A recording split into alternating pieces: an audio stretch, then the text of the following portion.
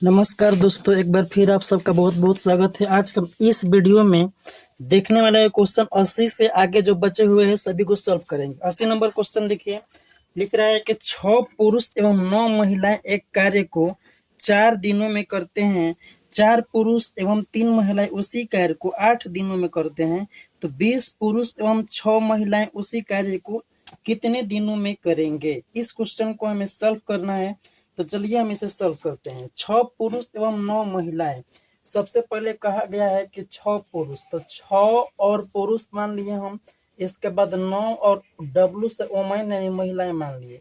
अब ये कितने दिन में कार्य करते हैं किसी कार्य को, तो 4 दिनों में, ऐसा कहा गया है। फिर कह रहा है कि 4 पुरुष 3 महिलाएं, 4 मैन और 3 वोमेन, ये कितने दिनों में कार्य कर रही है उसी कार्य को, 8 दिनों में। ये तो हो गया आपका एग्जैक्ट। अब इसको सॉल्व करने के लिए सबसे पहले आपको हम बता दें कि ये 4 दिनों में से कह रही है, तो इसको आपको सॉल्व करने का 2-3 तरीके होते हैं, बट आपको हम जो बता रहे हैं सिंपल और बेस्ट। तो सबसे पहले आप लिखिए यहाँ पर 6 मैन और ये 9 वोमेन, ये 4 दिनों में कर रही है, और इसको बराबर कर दीजिए इसके, 4 मैन और 3 वोमेन, और ये कितने दिनों में, तो 8 दिनों में। 4 से सिंपल इसको कटा दीजिएगा, 2 बार में कट जाएगा। अब इधर जो है वो 6 मैन और 9 डब्लू है, और इधर क्या है, 2 से गुणा करेंगे तो 8 मैन और 6 डब्लू। अब इसको थोड़ा सा आपको अरेंज करना है। 8 मैन है और 6 मैन इधर है, उधर जाएगा तो ये माइनस में हो जाएगा, और 6 डब्लू किधर लाएंगे, यानी कि 9 डब्लू और माइनस में 6 डब्लू बराबर 8 एम माइनस 6 एम। इस चीज को घटाएंगे तो 9 में ले 6 हो जाएगा तो ये 3 डब्लू हो जाएगा, और 8 में ले 6 हो जाएगा तो ये 2 मैन हो जाएगा। यानी कि डब्लू और मैन, इसका रेशियो निकाले तो डब्लू बाटा में एम करेंगे तो ये 2 और ये बाटा में 3 हो जाएगा। ये रेशियो निकल कर चला आया। अब हम देखेंगे कि ये टोटल वर्क था कितना। तो जब डब्लू का रेशियो 2 आ गया और एम मतलब मैन का रेशियो 3 आ गया, तो इस क्वेश्चन को अब पुट करके सबसे पहले हम निकालेंगे कि टोटल वर्क था कितना। तो टोटल वर्क जो है वो 6 मैन और 9 डब्लू, और ये 4 दिनों में कर रही हैं, यही था टोटल वर्क। ये 6 है और एम। सबसे पहले इस चीज को साइड कर दीजिए, केवल लिखने समझने के लिए था, इसको समझ लिए। और एम जो है यहाँ पर 3 है तो 3 लिखेंगे, और 9 डब्लू जो है 2 है तो यहाँ पर 2 लिखेंगे। सॉरी, यहाँ पर प्लस होगा तो प्लस था तो प्लस नहीं होगा, और ये पूरा टोटल में गुणा में 4 है। इसको हम गुणा करें तो 6 3 18 और 9 2 18, और 18 18 कितना होता है 36, और 36 गुणे 4। इसको हम ऐसे रखते हैं का आपको गुणा नहीं करना है, क्योंकि बिना वजह के कैलकुलेशन आपका बढ़ जाएगा। इसके बाद कह रहा है कि 20 पुरुष एवं 6 महिलाएं, मतलब यहाँ पर 20 मैन और 6 वोमेन, इस चीज को निकालना है कि कितने दिन में करेगा। तो बताइए कि जब मैन का जो ये 3 आया है, तो मैन 3 रखेंगे तो ये क्या हो जाएगा, 20 3 60 हो जाएगा। और डब्लू के जगह 2 रखेंगे तो 12 हो जाएगा, 12, यानी कि जोड़ने पर ये कितना हो जाएगा, 72। अब ये 72 आ गया, तो टोटल वर्क था इतना, और इतना लोगों को करना है, तो इसमें इससे हम भाग देते हैं तो 36 कितना हो जाएगा, 2, और 2 से 1 कट जाएगा 2 बार में, यानी कि आपका राइट आंसर जो है ऑप्शन 2 आ जाएगा, ऑप्शन नंबर 2 में। ठीक। अब इसको आपको थोड़ा सा ज़्यादा टाइम एंड वर्क का क्वेश्चन है, प्रैक्टिस के बाद ही ये क्वेश्चन आप समझ पाएंगे। अभी तक से आपको इसे ही समझना है कि बस जैसे सोल्यूशन है वैसे आपको कर लेना है। थोड़ी सा आपको हम एक्सप्लेन कर दे रहे हैं कि यहाँ पर जो W और M का रेशियो है 2/3, उस अनुसार से इतना मतलब कि 20 मैन और 6 वोमेन है, तो कितना वर्क करेंगे, 72 वर्क कर देंगे, 72 कार्य कर देंगे। लेकिन कार्य एक्चुअल में था कितना, इस अनुसार से इतना कार्य था 36 गुणे 4। तो जब इतना कार्य कर रहे हैं इतने लोग मिल करके, और इतना कार्य है, तो फिर ये एक दिन का में इतना कार्य कर रहे हैं, तो कितने दिन में इतना कार्य होगा, इससे भागा कर देंगे, और ये आंसर आ जाएगा आपका 2। नेक्स्ट क्वेश्चन की तरफ बढ़ते हैं, क्वेश्चन नंबर 81। यहाँ पर देखिए बोला गया कि यदि x के पावर 3 और इससे बड़ा है 8 के पावर 4, तो x का महत्तम संभव मान क्या होगा। मैक्सिमम मान आपको निकालना है x का, जबकि इसमें दे दिया गया है ऑलरेडी कि x के पावर 3 यानी कि x के पावर 3 और इससे बड़ा है 8 के पावर 4, ये इतना इसमें दिया गया है। और इसको आपको निकालना है x का मैक्सिमम मान। सबसे पहले देखेंगे 8 के पावर 4 ये क्या है। तो 8 के पावर 4 को हम लिख सकते हैं कि 8 के पावर 2 और गुणा में 8 के पावर 2। अच्छा, अब ये 8 है 64 है, ये भी 64 है, मतलब कि ये 64 का स्क्वायर है। 64 गुणे 64 यानी 64 का स्क्वायर। अब 64 का स्क्वायर निकालेंगे आप, तो ये 50 से कितना अधिक है, तो आप बताएंगे कि 14 अधिक है। 14 का स्क्वायर होता है 196, यानी कि 96 लिखेंगे और एक हासिल होगा, कैरी हो जाएगा। ठीक, इसके बाद देखेंगे ये 14 अधिक है तो 25 में 14 आपको जोड़ना होगा और हासिल भी जोड़ना होगा। तो 14 में हासिल पहले एक जोड़ेंगे तो 25 15 और 15 25 में आप जोड़ेंगे तो 25 5 30 और 10 40, मतलब कि 40 96 आ जाएगा इसका स्क्वायर। अगर आपको स्क्वायर नहीं निकालने आता है तो आपको गुणा करना पड़ेगा, दूसरा कोई उपाय नहीं है। बट आपकी तैयारी इतनी जबरदस्त होनी चाहिए कि आपको स्क्वायर और क्यूब आसानी से निकालने आने चाहिए। यानी ये जो है स्क्वायर के रूप में 40 96 का, फिर से इसको मैच कर लीजिएगा। 14 दिखे तो 96 96 का एक 96 हो जाएगा और हासिल एक हो जाएगा। इसके बाद 25 में ये एक जोड़ा जाता है तो 14 1 15 और 25 5 30 10 40 40 96 आएगा ही इसका स्क्वायर।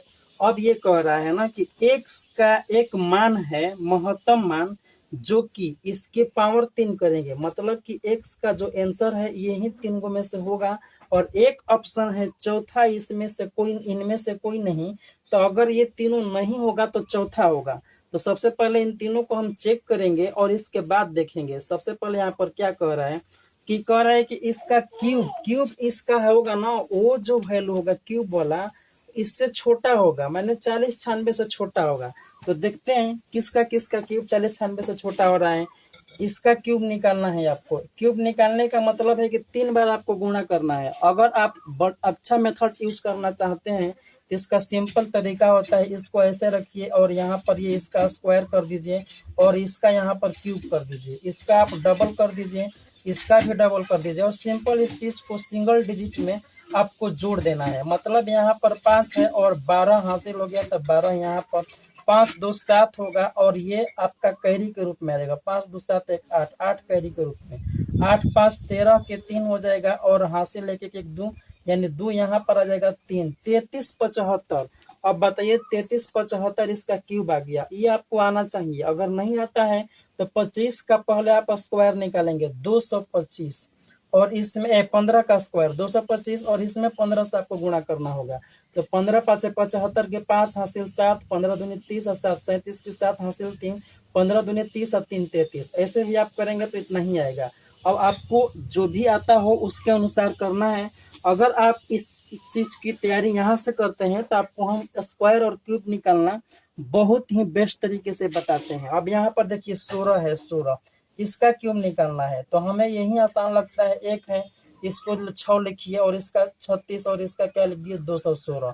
इसको डबल करेंगे 12, इसका डबल करेंगे 72 और इसको सिंगल डिजिट में आपको जोड़ देना है, यानी 6 होगा और यहाँ पर 21 6 2 8 1 9 और यहाँ पर 7 3 10 2 12 12 जब हम कैरी करेंगे तो 12 यहाँ पर होगा 6 2 8 2 10 के 0 हासिल 1 और 1 1 2 यहाँ पर हासिल करेंगे तो ये हो जाएगा 30, यानी कि 30 96 आ गया। अब इसको भी आपको उसी तरीके से निकाल लेना है। 16 का स्क्वायर 256 और इसमें 16 से गुणा करेंगे। 16 छक्का 96 के 6 हासिल 9 और 16 पाँच 80 9 89 के 9 हासिल 8, 16 दूनी 32 8 32 8 40।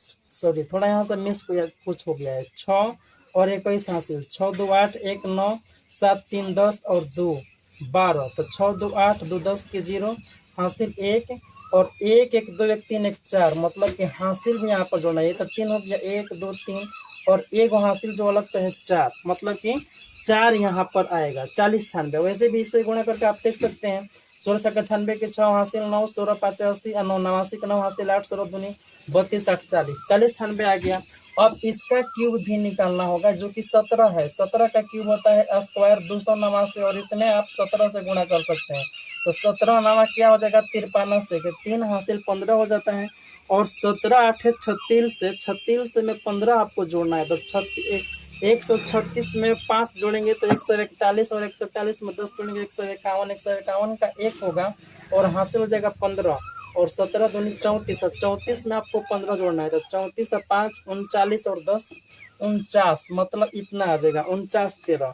और ये भी बहुत अच्छा तरीका है, यहाँ पर एक है 7, और 7 का स्क्वायर करेंगे 49, 7 का क्यूब करेंगे ये 343, इसका डबल करेंगे 14, इसका डबल करेंगे तो ये हो जाएगा 98, और इसको आपको सिंगल डिजिट के रूप में जोड़ना है तो सिंगल डिजिट के रूप में जोड़ेंगे तो 3 आएगा 34 यहाँ पर हासिल, और 8 4 12 9 21 की 1 हासिल 2 हो जाएगा यहाँ पे 21 की 1 और 2 हासिल आ गया, तो 2 हासिल जोड़ने के लिए आपको 9 3 12 2 14 2 14 2 16 16 यहाँ पर लिखना होगा, 6 4 10 और 7 6 4 10 और 7 17, मतलब देखिए आपको अगर हम ये मेथड बताते भी हैं तो आपको थोड़ी सी प्रॉब्लम होगी, बट आप इस चीज़ को जानते हैं तो यहाँ पर आप अप्लाई कर सकते हैं। अगर नहीं जानते हैं तो इसका स्क्वायर कीजिए, स्क्वायर तो आपको याद ही होना चाहिए, और 17 से फिर मल्टीप्लाई कर दीजिए। अब इसमें आपको देखना है कि हमारा x का जो भी वैल्यू है 15 16 17, इसका क्यूब किए तो इतना आ रहा है। इसमें देखना है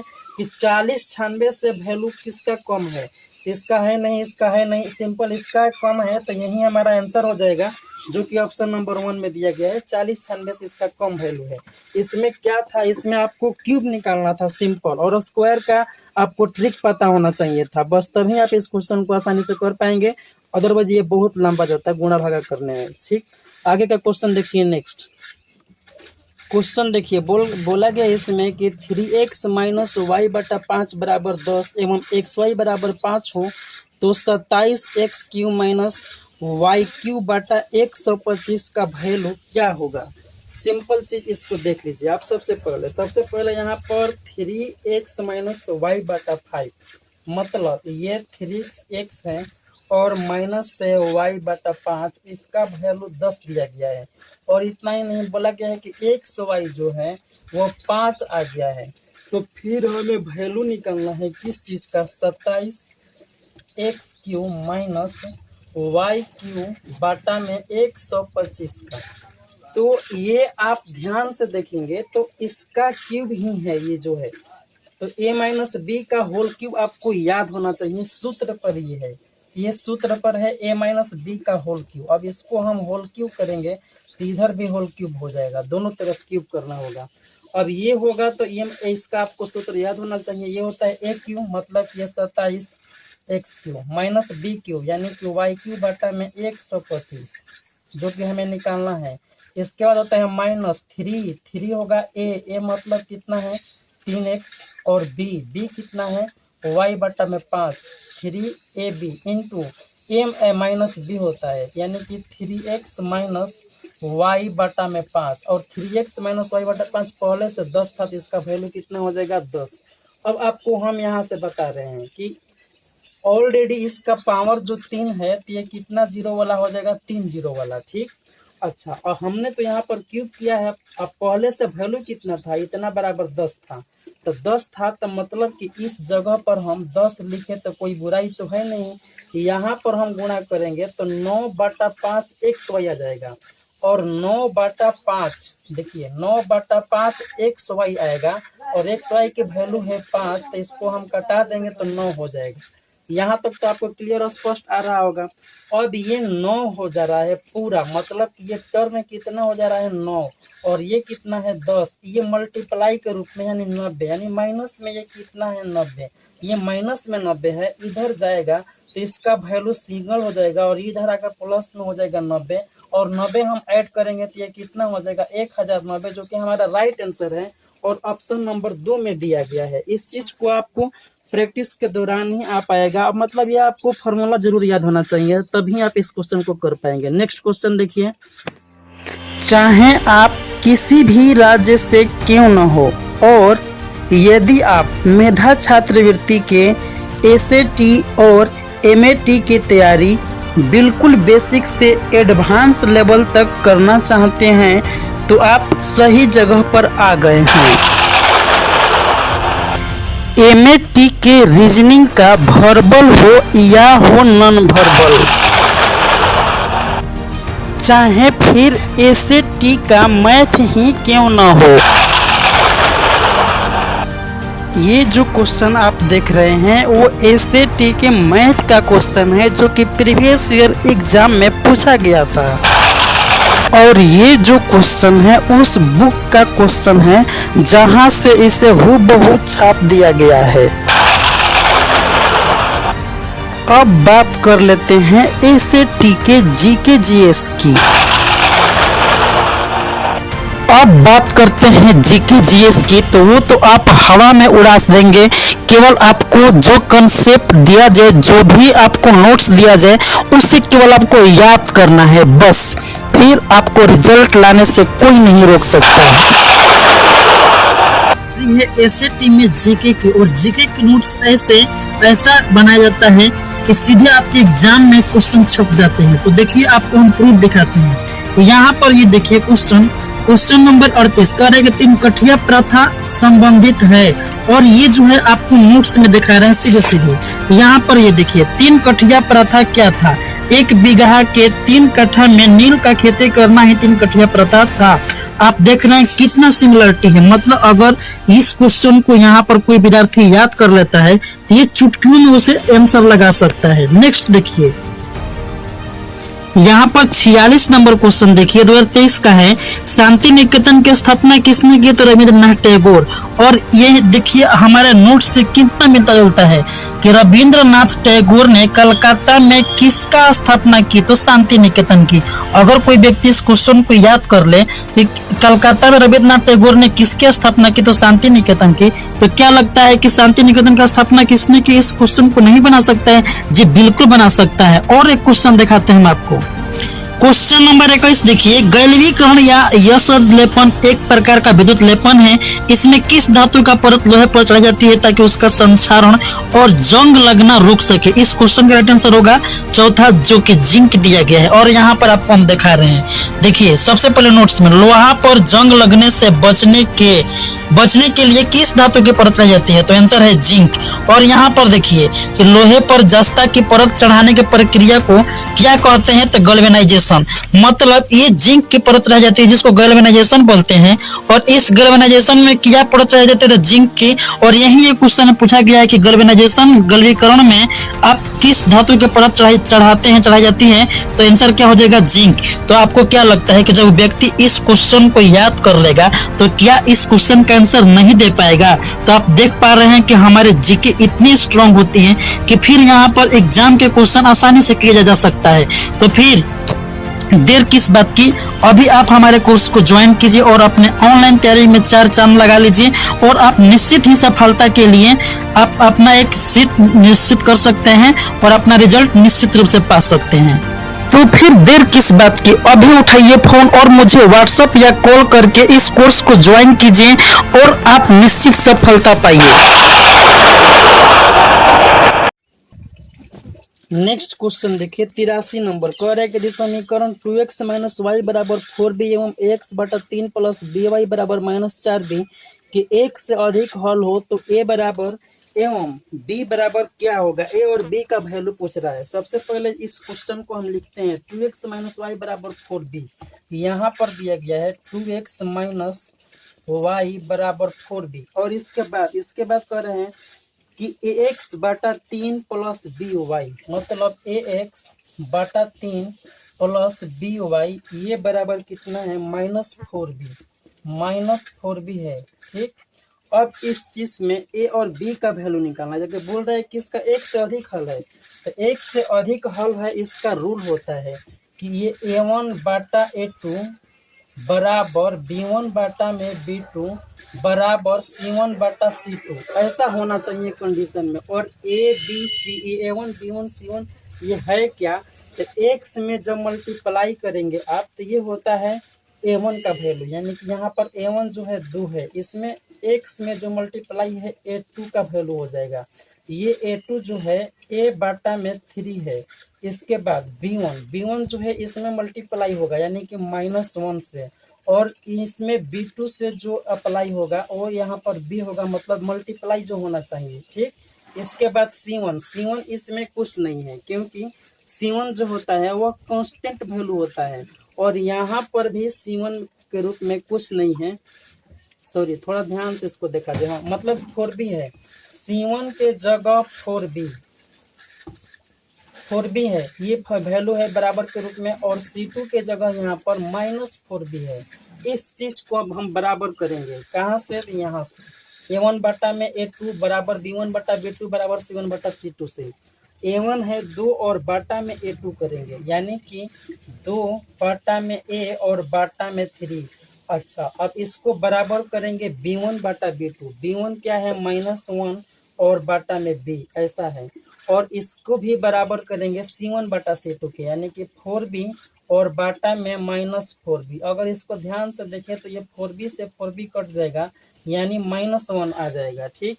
अच्छा, अगर यहाँ से अगर आप देखते हैं कि -1 बटा b बराबर -1 है, -1 बटा b बराबर -1 है, और b का वैल्यू निकालेंगे तो b इधर जाएगा तो -1 इधर आके बटा में हो जाएगा, पहले से था -1 और ये -1 इधर बटा में आ गया और बराबर b हो गया, माइनस से माइनस कट जाएगा, यानी कि b का जो वैल्यू होगा वह 1 होगा। एक तो स्पष्ट हो गया कि b का वैल्यू 1 होगा।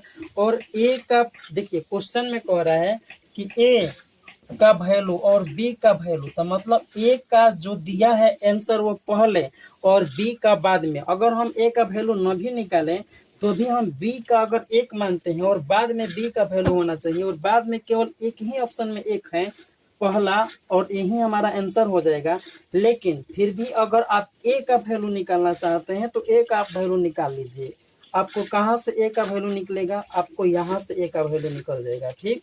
अब इसमें देखिए क्या करेंगे हम, ये 3 गो बाटा है, तो ये रूल होता है कि 2 और बाटा में a बटा 3 है, मतलब ये पहले से बाटा है तो इसको ऊपर में गुणा कर देते हैं, यानी कि ये क्या होता है, ये क्या हो जाएगा 6 बाटा में a, और ये जो है -1 के बराबर है। यहाँ पर अगर a का वैल्यू निकालेंगे हम, a का वैल्यू, तो -1 इधर बाटा में आ जाएगा, यानी कि ये 6 पहले से था और -1 बाटा में आ जाएगा, तो a का वैल्यू हो जाएगा।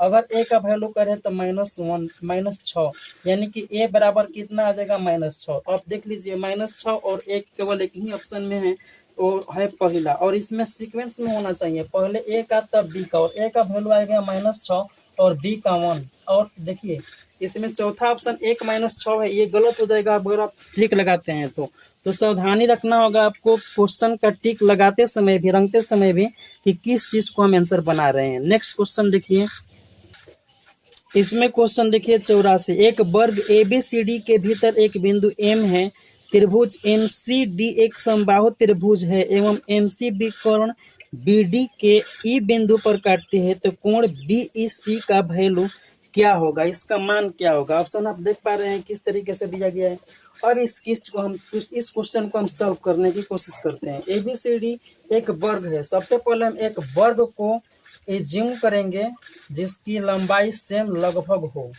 ये वर्ग हम मान लिए, यहाँ पर इसका नाम दे रहे हैं ABC और D, ठीक। अब यहाँ पर देखिए कह रहे हैं कि इसके भीतर एक बिंदु M है और इसमें विकर्ण भी कह रहा है BD है, तो सबसे पहले विकर्ण हम BD को खींच लेंगे, ठीक। इसके बाद क्या कह रहा है, इसके भीतर एक बिंदु M है, तो M कहीं भी हो सकता है। अच्छा, इस M जब कहीं भी लिखेंगे तो इसमें लिख रहा है कि त्रिभुज MCD एक समबाहु त्रिभुज है एवं MCB कर्ण BD को E बिंदु पर काटती है। इसमें एक चीज मेंशन किया है कि जो MC बिंदु M लेंगे M और वहां से MC मिलाएंगे, मतलब यहाँ M से C है जो कि BD को E पर काटती है, मतलब कि ये BD से बाहर ही हमको M लेना होगा, क्योंकि तभी ये MC काट पाएगा। तो हम यहाँ पर मान लेते हैं एक बिंदु M है जो कि BD से बाहर है, और ये चीज को हम मिलाएंगे यहाँ पर, तो ये BD को E बिंदु पर काट रही है, ये बात स्पष्ट कर रहा है। तो अगर हम इस बिंदु को इस लाइन से अंदर लेते हैं तो इस पर काट ही नहीं पाएगी। अब इस चीज को आपको समझना चाहिए कि ये कह रहा है इसमें कि BD को जो M से C मिलाएंगे ना, E पर काट रही है, मतलब कि ये M जो है इस लाइन से ऊपर ही होगा, तभी इस चीज को यहाँ पर काट पाएगी, ठीक, इस लाइन को। अब यहाँ से क्या कह रहे हैं कि त्रिभुज बन रहा है एम सी डी, यहाँ पर एम है, सी है और एक डी, मतलब इस लाइन को मिलाएंगे तो एक त्रिभुज बन जाएगा एम सी डी। और ये त्रिभुज जो है ना बोल रहा है कि समबाहु है, मतलब कि ये भुजा और ये भुजा आपस में बराबर है, ये यहाँ पर दर्शा रहा है। तो कोण बी ई सी का वैल्यू निकालना है, यहाँ पर बी ई और सी इसका वैल्यू निकालना है, बी सी का मतलब कि इस कोण का मान हमें निकालना है। कैसे निकालेंगे, तो आप सबको पता है कि किसी भी वर्ग में सभी कोण जो है वो बराबर होते हैं और विकर्ण उसके कोण को दो बराबर भागों में बांटते हैं। ठीक, तो अगर हम ध्यान से देखें तो ये कोण अगर पूछे, ये कोण और ये कोण भी पूछे, यहाँ पर ये कोण और ये कोण, इस चीज को देखना है। ठीक, तो यहाँ पर ये कोण है 45 और ये भी कोण है 45, क्योंकि ये पूरा जब 90 है और विकर्ण इसको दो बराबर भागों में बांट देगा तो ये 45 45 हो जाएगा। अब इसी तरीके से यहाँ पर देखिए ये विकर्ण है, तो विकर्ण है तो ये कितना हो जाएगा 45, ये क्लियर हो गया कि 45 होगा। अच्छा, जब ये 45 है, ये 45, यहाँ तक तो आप समझ गए कि ये समबाहु त्रिभुज है और ये 45 है, तो ये कितना हो जाएगा 60 और इन दोनों को जोड़ेंगे तो ये 105 आएगा 60 45, और यही ये एक्सटीरियर है मतलब बाह्य कोण, और बाह्य कोण का वैल्यू जो होता है दो इंटरनल कोण मतलब दो आंतरिक कोण के जोगफल के बराबर होता है, जो कि हमारा राइट आंसर है 105 डिग्री। फिर से आपको थोड़ी सी बता दे रहे हैं कि जब वर्ग है और इसको विकर्ण कह रहा है तो ये बराबर बराबर कोण में बांटेगा 45 45, यहाँ पर भी है 45। अब m जो है एक बिंदु है जो कि इस BD को E पर काट रहा है, तो E से ये ऊपर ही होगा तभी इसको यहाँ पर ये काट पाएगा, तो इसको मिला दिए हम और E पर कह रहा है कि MCD समबाहु है, मतलब ये बराबर है तो ये 60 डिग्री होगा। जब ये 60 है ये 45 और इन दोनों का ये बाह्य कोण है मतलब 105 डिग्री होगा, और यही इस क्वेश्चन का राइट आंसर है। नेक्स्ट क्वेश्चन देखिए, चलिए इस क्वेश्चन में जो लिखा गया है सबसे पहले उस चीज को दिखा रहे हैं। यहाँ पर बोल दिया गया है कि ये एक त्रिभुज है, एक मतलब कि चित्र में ABCD एवं BDCE समांतर चतुर्भुज है। सबसे पहले इस चीज को लिखते हैं ADCB, मतलब कि यहाँ पर ADCB, इसके बाद BDCE ये क्या है, तो ये समांतर है। हम इस चीज को ऐसे दिखा रहे हैं, समांतर चतुर्भुज है। इसके बाद कह रहा है कि BDFC, मतलब कि ये BD और FC ये क्या है, तो ये सम चतुर्भुज है। सम चतुर्भुज मतलब जिसकी सही भुजाएं बराबर होती है, ये सम चतुर्भुज है। इस तरीके से हम इसको लिख करके थोड़ी देर के लिए इसको समझने की कोशिश करते हैं। और इसमें कोण दिया गया है CBD 80 डिग्री, मतलब ये जो कोण है वो 80 डिग्री के दिया गया है। इसके बाद कह रहे हैं कि AFE त्रिभुज AFE का मतलब इन सारे कोणों का हमें वैल्यू निकालना है, सारे कोणों का, ये तीनों के तीनों। अब ये कैसे निकलेगा इसको हम थोड़ा सा समझेंगे। ठीक, एक प्रॉपर्टी आपको ये पता होना चाहिए कि किसी भी समांतर चतुर्भुज में और सम चतुर्भुज में आमने सामने के कोण बराबर होते हैं, और जो कि आसन कोण होते हैं यानी कि अगल बगल के कोण वो जोड़ने पर 180 डिग्री आते हैं, और यही इस चीज में इसमें लागू होगा और इसी आधार पर ये बनेगा। अब यहाँ पर कह रहा है कि BDC, यहाँ पर देखिए BDFC कहीं है, BDFC ये सम चतुर्भुज है।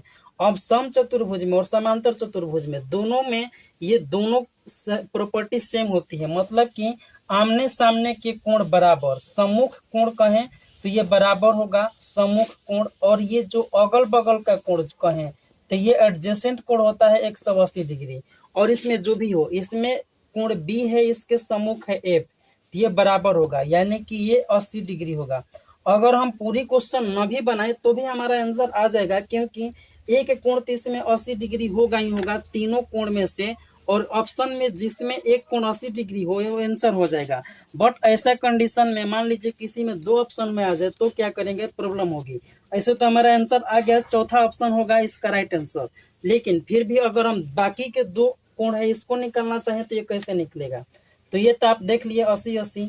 अगर हम कहें कि ये 80 है और यहाँ पर ये एक सम चतुर्भुज है, तो ये कोण कितना हो जाएगा 100, और 100 का ये विकर्ण है यानी कि ये कोण कितना हो जाएगा 50 डिग्री हो जाएगा। क्यों, क्योंकि विकर्ण जो है इसको बराबर बराबर भागों में बांट देता है। अब यहाँ से सीधे हम इस चीज को देखते हैं, ये कैसा चतुर्भुज है, ए बी सी डी, यानी A B C D, A D C B, इसी चतुर्भुज के बारे में कह रहा है, ए डी सी बी। तो ये जो है समांतर चतुर्भुज है और इसमें आमने सामने के कोण बराबर होंगे, यानी जब ये 50 है तो ये भी कितना हो जाएगा 50, और ये जब 80 है तो इसमें क्या हो जाएगा, ये भी 50 और ये भी 50, और ये जो है ये समांतर चतुर्भुज है बी डी सी ई, ये समांतर चतुर्भुज है और इसमें सम्मुख कोण बराबर होंगे, तो ये भी कितना हो जाएगा 50 डिग्री। मतलब फाइनल आंसर जो हमारा होगा 50 50 80। और पूछ रहा है इसका कि कौन सा आंसर होगा ना, तो ऑप्शन नंबर चौथा हो जाएगा। नेक्स्ट क्वेश्चन की तरफ बढ़ते हैं। अब यहाँ से क्वेश्चन नंबर 86 देखिए, कह रहे कि एक वृत्त के चाप द्वारा इसके केंद्र पर बना कोण 70 डिग्री है। यदि वृत्त की परिधि 132 सेंटीमीटर हो तो चाप द्वारा बने त्रिज्याखंड का क्षेत्रफल सेंटीमीटर स्क्वायर में कितना होगा।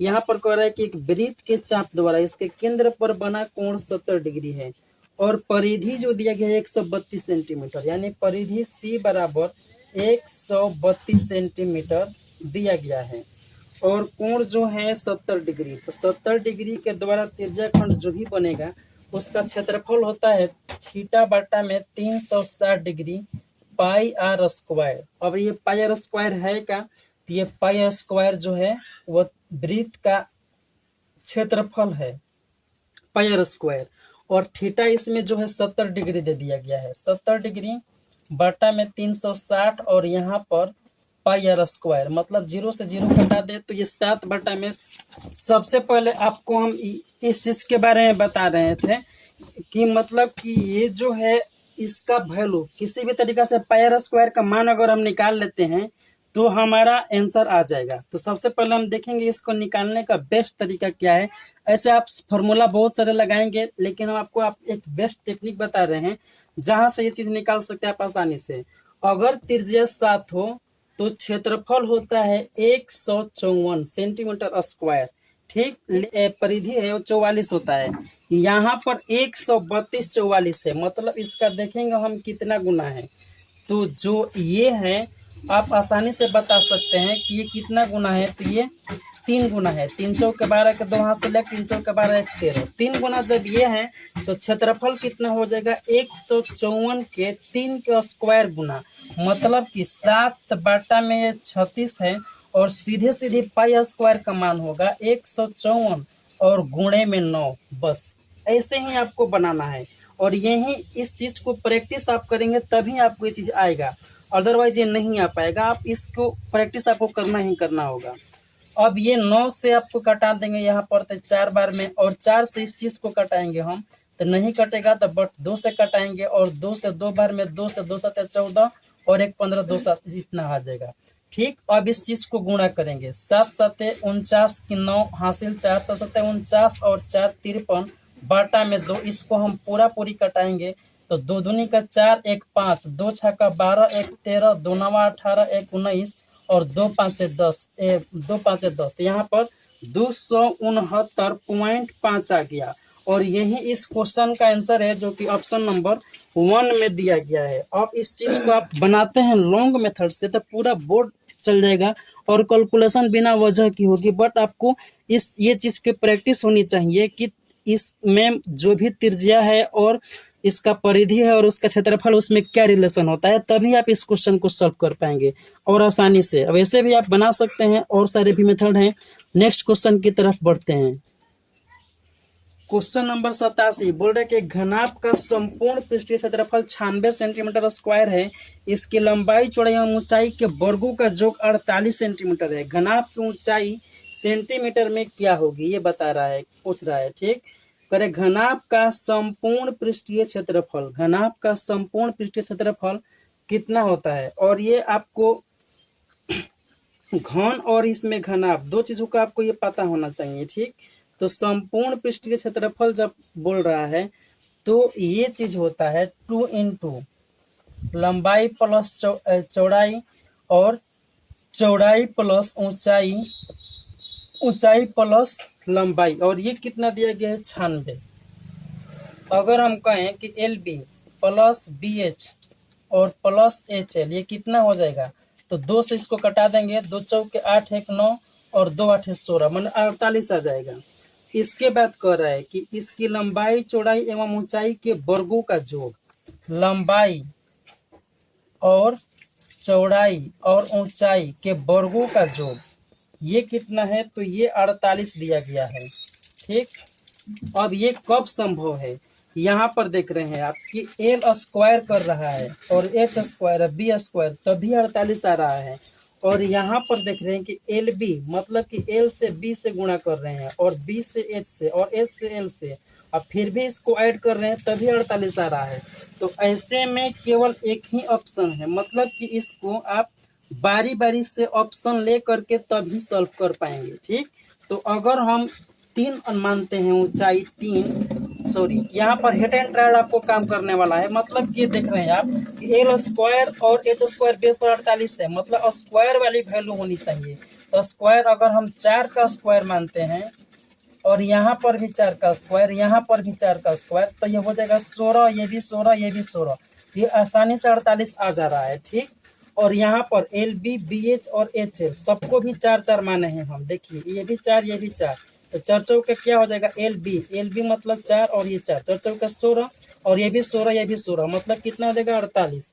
तो हम कह सकते हैं ना कि एल बी एच मतलब इसमें तीनों एल बी एच तीनों का मान जो होगा वो 4 ही होगा। क्यों होगा, क्योंकि तभी संभव है दोनों का अगर इसमें हम स्क्वायर करके जोड़े तब और मल्टीप्लाई करके जोड़े तब, तो हमारा इस तरीके से हाइट का जो वैल्यू होगा वो 4 आ जाएगा। वैसा आप इसको ऑप्शन से बना सकते हैं। ऑप्शन अगर पहला चूज करें तो 3 अगर मानते हैं ऊंचाई को 3, तो ये सारा अलग अलग होगा जो कि संभव नहीं है। और यहाँ पर अगर ऊंचाई आप 4 मानते हैं और सबका भी वैल्यू 4 ही मानते हैं तभी इस चीज को आप सॉल्व कर पाएंगे। और सबका वैल्यू अगर 3 मानते हैं तो ये सेटिस्फाई नहीं कर पाएगा, आंसर जो कि नहीं आ पाएगा। तो आपको हिट एंड ट्रायल मेथड ये पता होना चाहिए, तभी आप इस क्वेश्चन को सॉल्व कर पाएंगे। और यही इस क्वेश्चन का राइट आंसर है जो कि ऑप्शन नंबर दूसरा में दिया गया है। इसमें नेक्स्ट क्वेश्चन देखिए 88 बोल रहे एक्स एवं 1/x का माध्य के है, तो एक्स स्क्वायर एवं 1/x स्क्वायर का माध्य कितना होगा। यहाँ पर x एवं 1/x का माध्य के बोल रहा है, मतलब x है और प्लस में 1/x और इसको बाटा कर दे, मतलब कि इसका बराबर के है। माध्य, माध्य होता क्या है, दो संख्याओं का जोड़ दे और उसमें 2 से भागा कर दे, बराबर जो आएगा वही होता है माध्य, जो कि यहाँ पर दिया गया है। तो 2 से भागा करे या फिर गुणा करे 1/2 से कुछ फर्क नहीं पड़ने वाला। अगर हम फाइनल पूछें कि x + 1/x बराबर क्या होगा यहाँ पर, तो ये हो जाएगा 2k। अब यहाँ पर ये चीज दे दिया गया है और पूछ रहा है ना कि x स्क्वायर + 1/x स्क्वायर का माध्य क्या होगा। ये कह रहा है कि इसका माध्य मतलब इस दोनों को जोड़ करके और इसमें 2 से भागा करेंगे, यानी 1/2 से गुणा करेंगे तो वैल्यू क्या आने वाला है। सबसे पहले कि ये चीज दिया गया है और स्क्वायर का वैल्यू पता करना हो, ये किस चीज कैसे पता किया जाता है, तो ये आपको पता होना चाहिए। इसका स्क्वायर और -2 करते हैं, इसका स्क्वायर करेंगे तो 4k स्क्वायर और -2 हो जाएगा। ठीक, अब कह रहा है कि ये तो इतना आ गया, ठीक है। जब इतना आ गया तो हम इसके जगह पर ये चीज रख सकते हैं 4k स्क्वायर और -2, और पहले से इसमें क्या था 1/2 से गुणा था। अब यहाँ से 2 का वैल्यू अगर हम निकालेंगे बाहर 2, तो इसमें क्या आ जाएगा, यहाँ पर आ जाएगा 2k स्क्वायर और -1, और ये जो है बाटा में 2 इसको लिख ले रहे हैं जो कि कट जाएगा, और फाइनल हमारा 2k स्क्वायर -1 आ जाएगा। और यही इस क्वेश्चन का राइट आंसर होगा 2k स्क्वायर -1, जो कि ऑप्शन नंबर चौथा में दिया गया है 88 का। 89 नंबर क्वेश्चन देखिए, कर एक थैले में 6 लाल 8 काली 1 हरी एवं 10 पीली गेंदें हैं, इनमें से एक सफेद गेंद निकालने की प्रायिकता क्या है। और ऑप्शन आप देख पा रहे हैं, यहाँ पर कह रहा है कि जो रेड कलर की है वह 6 है यहाँ पर। फिर आगे कह रहा है कि काली मतलब ब्लैक कलर की जो है वह 8 है, और हरा मतलब ग्रीन कलर के जो है वो 1 है, और पीला मतलब येलो कलर का जो है वो 10 है।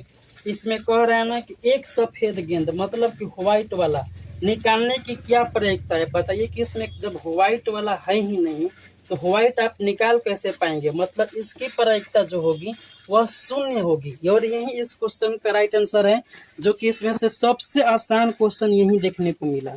अगला 90 नंबर क्वेश्चन। 90 नंबर क्वेश्चन में बोल रहा है कि 25 टिकटों को प्रथम 25 प्रकृत संख्याओं द्वारा चिन्हित किया गया। एक टिकट को यादृच्छिक चुना गया टिकट 5 या 7 का गुणज हो, इसकी प्राथमिकता क्या होगी। मतलब कि 25 टिकट है, एक से लेकर के इस पर 25 टिकट है और 25 का क्रम अंकित किया गया है। ये कह रहा है 25 प्राकृत संख्याओं द्वारा, और प्राकृत संख्या की शुरुआत 1 से होती है, ये आप सबको पता है। एक टिकट को यथाविधिक चुना गया, मतलब एक टिकट उसमें से निकाल लेना है। ये एक बॉक्स में जहाँ जहाँ भी हो उसमें से एक टिकट निकालना है, और उसको कह रहे हैं वो चुना गया टिकट 5 या 7 का गुणज हो, इसकी क्या प्राथमिकता है। तो सबसे पहले इसमें देखेंगे कि कौन कौन इसमें 5 और 7 के गुणज है और कितने हैं। तो 5 का गुणज की बात करें तो पहले 5, इसके बाद 10, इसके बाद 15, इसके बाद 20 और इसके बाद ठीक 25 आ जाएगा। 7 की गुणज की बात करें तो 7 तो होगा ही होगा, 7 दूनी 14, 17 का 21 और 7 चौका 28 नहीं होगा, क्योंकि 25 तक ही आपको लेना है। इस तरीके से ये दोनों संभावना जो है वो कितनी है हमारे पास, तो 2, 2, 4, 1, 5 ये और 3 ये, मतलब कि 8। पूरी जो हमारे पास संभावना है वो 8 आ गई, 8 सॉरी यहाँ पर 8 आ गया। मतलब कि इसमें जो है क्वेश्चन को थोड़ा सा एक बार देखिए, कह रहा है कि चुना गया टिकट 5 या 7 का गुणज हो, इसकी प्राथमिकता क्या होगी। तो इसकी प्राथमिकता 5 या 7 का गुणज हो। टोटल हमारे पास 5 या 7 का गुणज वाले 8 आ गए, 8। और ये जो है एक बार आपको निकालेंगे तो इसमें से ये 5 आ जाएगा, ये भी 10 आ जाएगा, मतलब कोई भी आ सकता है। तो ऐसे कितनी बार आ सकता है, ऐसे 8 बार आ सकता है, 8 बार। क्यों? क्योंकि एक बार में हो सकता है 5 आ जाए, अगर ये संभव नहीं है तो अगला बार हो सकता है 10 आ जाए, या फिर इसके जगह 15 भी आ सकता है, या फिर इसके जगह 20 भी आ सकता है, उसके जगह 25। मतलब ये 8 में से कोई भी एक आ सकता है अगर आप एक बार चुनते हैं तो। मतलब ये 8 प्राथमिकता हमारे पास होगी और 8 से बेसी नहीं होगी। अब ये 8 पॉसिबिलिटी है 5 या 7 के गुणज आने का, और टोटल हमारे पास कितनी संभावना है, 25 है। मतलब कि 25 टिकट है तो 25 संभावना है, और यही इस क्वेश्चन का राइट आंसर है, जो कि ऑप्शन नंबर 3 में दिया गया है। वीडियो कैसी लगी कमेंट जरूर कीजिएगा। मिलते हैं हम नेक्स्ट वीडियो में, तब तक के लिए टेक केयर, बाय बाय। अगर आप चैनल पर नए हैं तो सब्सक्राइब जरूर कर लें।